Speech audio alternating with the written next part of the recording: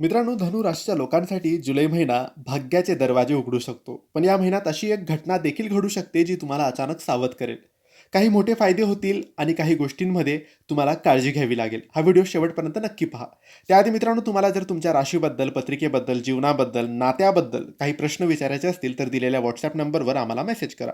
तुमच्यावर कर्ज झालेलं असेल, पैसा टिकत नसेल, व्यापार चालत नसेल, नोकरीत प्रगती नसेल, लग्न जमत नसेल किंवा नात्यात कटुता असेल, शिक्षणात काही प्रॉब्लेम असेल, मार्ग मिळत नसेल, असंख्य प्रश्न तुमच्या समोर उभे असतील, हा वाईट काळ कधी संपेल, चांगला काळ कधी सुरू होईल, या सगळ्या प्रश्नांची उत्तरे आपल्याला पत्रिका तपासून कळतात.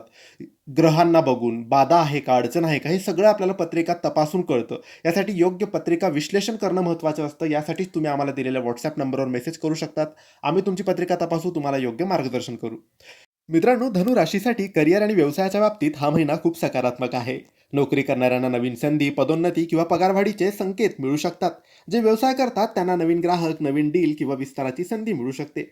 जुनी अडकलेली कामं पूर्ण होऊ लागतील, पण कोणत्याही मोठा निर्णय घाईघाईत घेऊ नका. आर्थिक बाबतीत हा महिना चांगली वाढ दाखवतो. उत्पन्न वाढेल, काही नवीन मार्गांनी पैसा येण्याची शक्यता आहे. जुने अडकलेले पैसे परत मिळू शकतात. मात्र प्रवास, घर किंवा वाहनावर अचानक खर्च होऊ शकतो. गुंतवणूक करण्यापूर्वी पूर्ण माहिती घ्यावी.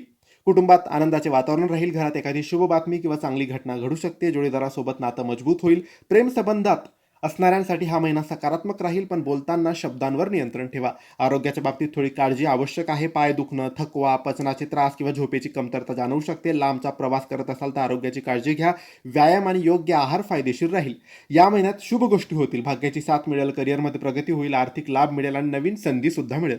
अशुभ गोष्टी सुद्धा होतील. अचानक खर्च वाढेल, घाईत घेतलेले निर्णय चुकू शकतात. बोलण्यामुळे निर्माण होणारे वादाने त्रास होईल. प्रत्येक गुरुवारी भगवान विष्णूची सेवा करा आणि त्यानंतर विष्णू सहस्रनामाचे पठण करा. हे होते धनु राशीचे संपूर्ण जुलै महिन्याचे राशी भविष्य. तुम्हाला माहिती कशी वाटली आम्हाला नक्की कळवा. व्हिडिओ आवडला असेल लाईक करा, शेअर करा, आम्हाला फॉलो करा आणि योग्य मार्गदर्शनासाठी दिलेल्या WhatsApp नंबरवर मेसेज करा. धन्यवाद. श्री स्वामी समर्थ.